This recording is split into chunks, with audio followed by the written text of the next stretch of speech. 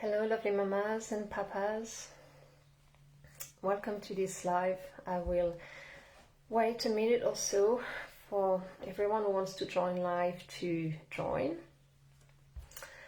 So if you're watching the replay, you can probably skip the first minute or so.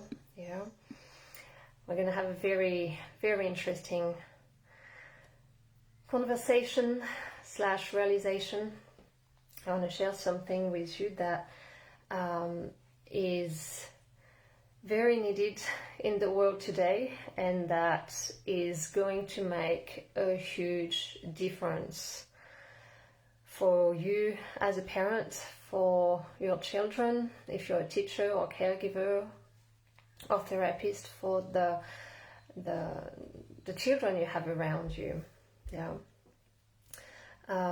It's quite mind-blowing to understand now, with all the latest neuroscience research, how things work in our children's brain and in their nervous system.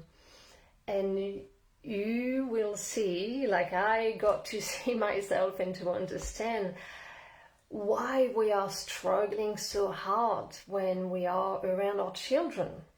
And my intention here for you today is really to feel more empowered, to feel there's nothing wrong with you or with your kids here, to understand why we got to that point and where we want to walk to, what we want to change to transform this. Yeah.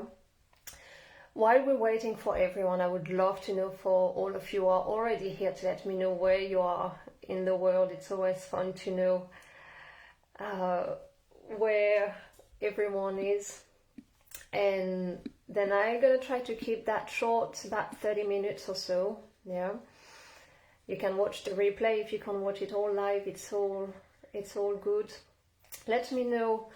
And I'm going to put Facebook here as well, so I can see your comments. Okay. All right.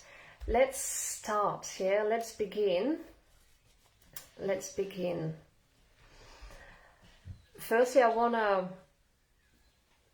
Oh, they're not at the house? Oh, that's okay, my love. Do you wanna stay here a bit longer and try later? I'm already doing the video. Yeah? Okay. Go to your bedroom, please, my sweet love. It's going to be okay. Yeah? Thank you.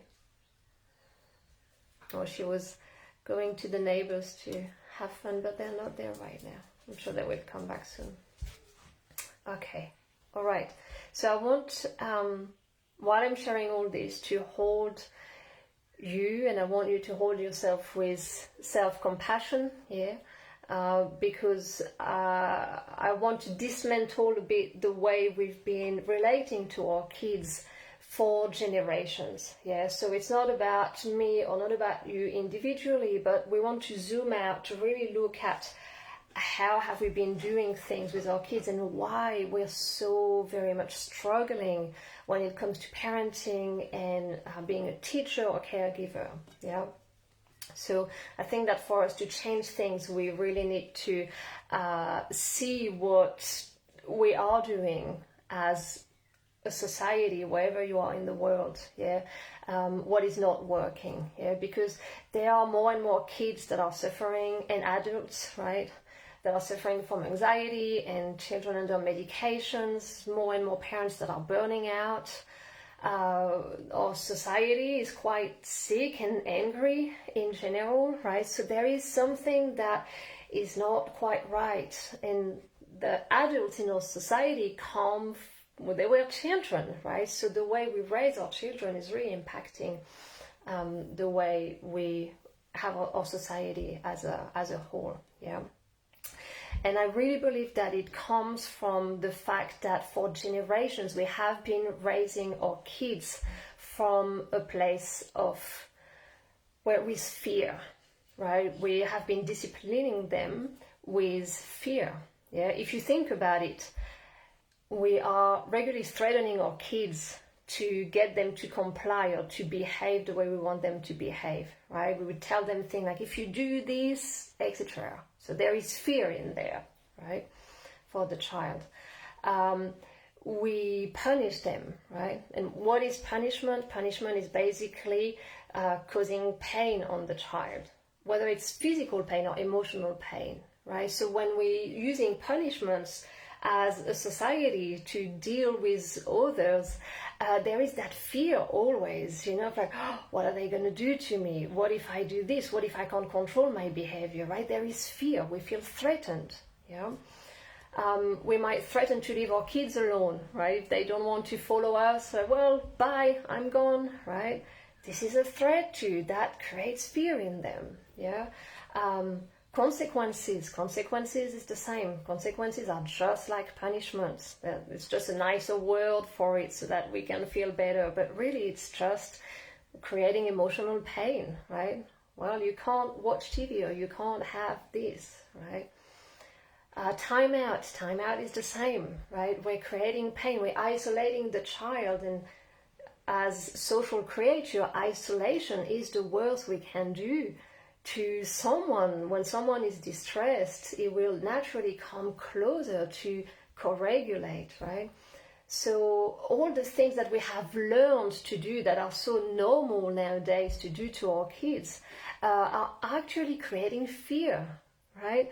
It's like they're at home or at school, in the society as a whole, and there's like a fear hanging in the air, right? There's that constant threat in the air, like, oh, what are they going to do to me, or how am I going to get punished, right? So our kids are feeling threatened, like if there was a bit of a lion hiding somewhere all the time here. And I'm saying that so that I can come back to how that impacts the nervous system and how we can do it differently. Let's take a breath here, because that's heavy. And I'm really aware that this is heavy, and we have to touch what is heavy, recognize that it's not what we want. And I know that if you're following my work, if you're here today, it's because you don't want that for your kids, and I'm really, really honoring you for that. So that's how we've been dealing with our kids. And why do we do that? Why do we use punishments and threat, etc.? Is to avoid a certain type of behavior, right? We want to avoid them being aggressive or agitated or not responding to us, right? We want them to be relatively quiet and relaxed and polite, social, right? So we are creating fear for them to behave in a positive way, Now here is the trap, and this is what I want you to understand. What does fear do to the child's brain and nervous system? Well, take an animal, let's say a fox, for example. Mammals have a very similar nervous system to us humans. Think of a fox. If a fox is perceiving a threat, like a lion or a wolf around it, what will it do? Immediately, automatically, his nervous system will go into a fight or flight response, right? It's like, there's a threat, I need to be on guard so that I can either fight against it or flight, run away, as a way to stay safe, By that I mean, if there is a threat, the fox's nervous system will go into a fight or flight response. And the same happens to us, the same happens to our children. If there is a threat, the nervous system will automatically put them into a fight or flight. How does that look like for a child? When a child is in a fight response, he will look aggressive, angry, wanting to push the little brother, yelling, etc. Or if he's going into a flight response and he wants to run away inside of himself, he will look hyperactive, agitated, bouncing off the wall, unable to sit down, hiding. What is all that? If you look at it, being hyperactive, agitated, unable to sit, aggressive, pushing, yelling, all that is what we call misbehavior. isn't it? So when we are creating or relating to our children from a place of fear and they feel threatened, they automatically go into a fight or flight response, which is creating the exact behavior we don't want. Does that make sense? Let me know in the comments if that makes sense. Yeah? We are trying to have them behave politely, nicely, being relaxed, but we're using fear for that. If we use fear, they're feeling threatened, so their nervous system automatically, to protect them, will go into a fight or flight. Fight or flight looks like pushing, yelling, being agitated, etc. It is what we call misbehavior. So we are, us as parents, as teachers, as the society in general, we are creating in our children the behavior we're trying to fight against. We're creating the behavior that is making us struggle as parents. We are creating the behavior that we don't want to see in our children. Yeah? We are creating this ourselves as a society, and we have been for generations. And we can now understand it because we have the neuroscience that is there to explain it. Yeah? And it's a vicious circle because the kids are misbehaving, right? They're in fight or flight. They're not choosing to do this. And so we punish that. We punish that with more fear, so that puts them more into a fight or flight, so they will do even more of the aggressive behavior. And we punish that right? And it's a vicious circle. Yeah? Yeah, I hear you guys saying it makes sense. Oh, well, light bulb moment. Great, great. I had that same wow when I understood that. Yeah, so no wonder why we are so struggling. No wonder why we're so struggling, and why our kids are all over the place, and how when we grow up and we become adults, we are suffering with anxiety and anger and all that. Anxiety is unresolved flight response. Anger outburst is unresolved fight response. Yeah. Another thing that can happen when we use fear is that we shut down, right? So we send a child to his room and he shuts down, and we think he's complying because he's quiet. He's just shut down. And when he comes out of the shutdown, what happens? He emits all the fight or flight energy that was in his body, and he's misbehaving, which is not something he chooses. It's just his body being in that fight or flight response, right? So we're really creating that for our kids, right? And this is so important that you're all here today to understand that, because once we understand that, we can see how we can do it differently. Yeah? And I love that this is coming from the adults in our society, because that means there's nothing wrong with our kids. And it's more so us as adults that we can change our approach. And this is very durable. This is very durable. Yeah. So in a way, I'm hoping you feel that it's empowering in a way, because that means we can do something about it all together as a society. Yeah. I'm gonna have a sip of water.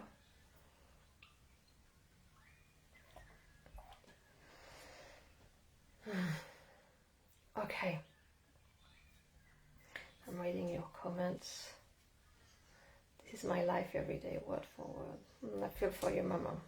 I know I'm sure you will have other comments that are saying the same, because it is so, so true for all of us. Yeah. We have been misguided for the last 100 years of how we should relate to children. And it's understandable. We didn't have the neuroscience, the research that we now have, right? In the last 10-20 years, with Stephen Porges developing the polyvagal theory, we understand much, much better how everything works. And this is fantastic, because with that knowledge, we know we can transform the way we're doing things. Yeah. Okay. what is the solution? What is the solution to that? I'm going to ask you, yeah, if we know that all our kids, I'm going to call them unpleasant behavior, because when we say misbehavior, it sounds like they're doing it on purpose, which they're not, right? We just understood it's a reaction of the nervous system, which happens automatically, yeah? They go into fight or flight. I'm asking you the question, if what is creating the fight or flight in our kids is the sense of threat, what can we do so that they don't go into fight or flight? What is the opposite of being scared and being threatened? Throw a few words in the comments. What is the opposite of feeling scared or threatened?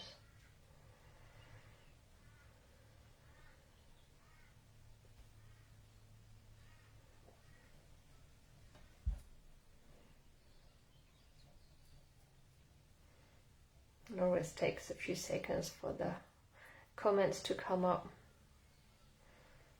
And I want to invite you to reflect on that. Yeah?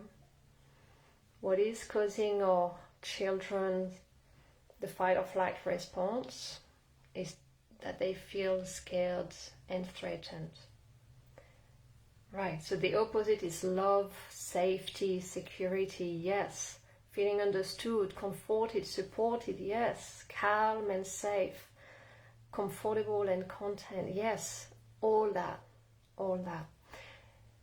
And there is one word specifically that we know of in the nervous system and in the whole polyvagal understanding is the word safety. Yeah. The word safety is the opposite of threat. Yeah. Secured, yes. All that, absolutely. So feeling safe. Feeling safe means for a child's brain and his nervous system, well, think of, again, a fox or a lion or a cat or a dog, when they feel safe, when there are no threats around. What do? They can relax. They might be lying down in the sun. They can play with the cubs. They can be social. Yeah. So that's the same for our children and for ourselves. When in our environment, when around us we perceive what we call cues of safety, it is sending a message to our brain that it's okay to relax and to be social. Yeah. So to help our children be social and relaxed and polite, etc., instead of using fear, we want to use safety. Yeah? Does that make sense? You feel the difference in that, and how naturally, and I know you know that deep inside of your heart, when your kids are feeling safe, when you're calm and loving,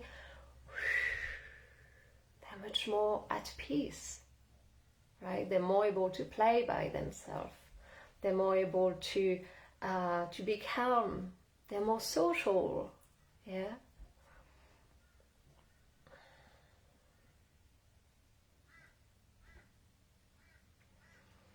So that's what we're looking at. Safety. Now, safety is a big word. Safety doesn't mean just I'm not under attack and I have a roof above my head. Yes, safety, when we're talking about the nervous system, is something that is quite subtle and it has many different levels to it. Yeah. What our brain and our child's brain is always trying to figure out is if it's safe or not. Yeah, we've seen that if it's not safe, if there is a bit of a threat, it will naturally automatically go into a fight or flight response, which looks like misbehavior. Yeah. If the child's brain is perceiving safety around, then his nervous system is sending message to the arms and the legs and the heart and all that, that they can be relaxed. Yeah? And my dog just took a deep breath as I just said that. She's right there. So that's what our kids are always looking for. Unconsciously, they don't choose to do that. Yeah, they are trying to detect if there are cues of danger or cues of safety in their nervous system. Yeah, around them. There's 3 levels of safety. 3 places where they're looking at. One is in the environment.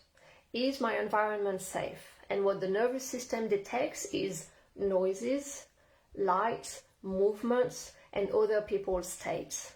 Are all the people around me looking relaxed? Oh, that surely there is no lion in the room. I can be relaxed. Or are they looking tense and rushing and anxious, right? Oh, there must be a lion in the room, then I will go into fight or flight too. Yeah. Of course, they don't think that it's automatic, yeah. But so they're trying to look for cues of safety or danger in their environment, yeah. They also receive cues of safety and danger from inside of their body, yeah. So if they have a sore tummy, an infection, a broken leg, or something like that, that can send cues of danger to their brain and put them into fight or flight. Right? That's why often our kids are cranky after they got sick. Yeah, or when they're sick. And the 3rd level of safety or danger, they are looking for the relationship with the person they are with, right? So as you said in your comments, like, do I feel that I belong? Am I loved and am I wanted? Yeah. Am I feeling protected? Are they protecting me and my belongings? Are they being honest with me, or are they hiding something?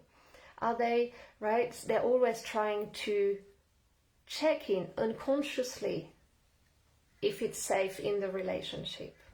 Yeah. So safety is much bigger than physically being safe, right? And I will explain that much better in the program that is coming up. Yeah.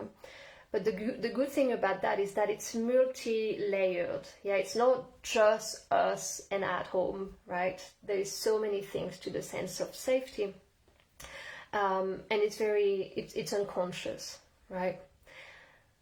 But once we know this, we can learn to not send cues of danger to our kids and send them more cues of safety. We can learn to self-regulate so that our body automatically is sending cues of safety to our child's body, to his nervous system, so naturally is co-regulating with us.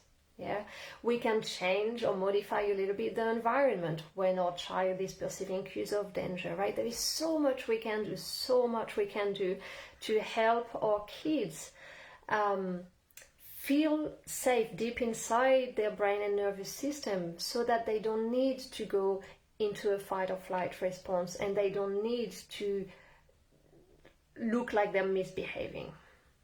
Yeah, because again, they don't choose that. And please, if you've missed the beginning, watch the beginning again. Yeah, you'll see it makes a lot of sense. Yeah, and so the big summary here, and sorry, I'm just gonna. I say it makes me feel unsafe because in their behavior, which wasn't my... Yes, it is a cycle. It is a cycle, Rose. And this is why it's so good to learn how to self-regulate. Yeah. Maggie is saying, yes, this is what I want to learn, the self-regulation. I know this is what I need because I understand and know and believe all you are saying about how it works with our kids. I can't wait to learn more, to learn how from you. Wonderful. Yes, and I think we all know that instinctively, right? We all know that when we are more relaxed and more regulated, our kids are calmer as well, right? Because they want to do the right thing. They want to be relaxed. They don't want to be stressed and in fight or flight. Yeah. So it's finding how we can help ourselves and how we can help them, and this is going to change a huge amount of things at home, at school, and in our society in general. Yeah.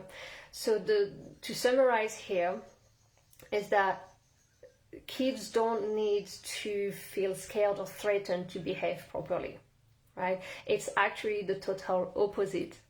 If we do things that are getting them scared and threatened, they will automatically go into a fight or flight, which looks like exactly the behavior we don't want to see.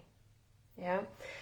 So instead, for them to be more relaxed and at peace inside of themselves, we want to work towards more safety. Yeah. Safety with a capital S. Yeah. And absolutely, kids need guidance, they need boundaries, and we can do this without creating stress and fear and threatening them. Yeah, we can create that safety while creating strong boundaries and strong guidance. I'm even going to add something here. Firm boundaries, confident boundaries, are helping them feel safe. Yeah, if they don't feel that we're in charge and we're there to guide them, that will create a bit of fear. Yeah, so I'm all for boundaries and guidance. It is not permissive parenting that I'm recommending. Yeah, but we can do that from safety instead of from fear. Yeah, so I'm very much looking forward to seeing you in the parenting with the nervous system in mind. Yeah, this is going to be an 8 weeks program, and I'm making it long enough so that things can start shifting a little bit in your mind and in your nervous system. And the first part of the course will be about understanding the nervous system, right? Today was a tiny drop of understanding. It's much bigger than that, but you'll see also it's very simple, right? We know how things work inside of us intuitively, yeah. So we're going to understand the nervous system, and we're going to understand it for us, right? And you'll see that you will have some huge realizations about why you behave a certain way, why you think a certain way, why you might have anxiety or anger outburst, right? We're going to understand that for ourselves deeply, and we're going to learn some very simple and efficient tools to self-regulate. Yeah, that's the first 3 or 4 weeks. And then the other 4 or 5 weeks, we will translate all our understanding of the nervous system to our children. Yeah, I really believe we need to feel it inside of ourselves before we can understand it for them. Yeah, so we'll do that for ourselves, and then we'll do that for our children, understanding where they're at, what are their triggers, what is their brain seeing as cues of safety and as cues of dangers. Yeah. And how we can co-regulate with them, yeah, which is gold. It is absolutely fantastic. And amongst all that, we'll also talk about emotions and how we can handle our emotions better, or anger outbursts, or anxiety, or sadness, or grief, yeah, and how we can support our children with their emotions, their anger, their sadness, etc., in a way that is honoring how their nervous system works naturally to heal and move through those emotions. Yeah, I'm really, really excited about this. This is going to be life-changing. I know it has been life-changing for myself and for all the moms I've been working with on one-on-one for the last few years. And I'm really glad that I'm putting it out there so that everyone, really everyone, can have this information and this understanding. Yeah. So whether you're a mom or a dad, grandparent, caregiver, working with children, teacher, therapist, yeah, you are welcome to this course. We will start it in exactly a month from now, and you will soon see the registrations will open.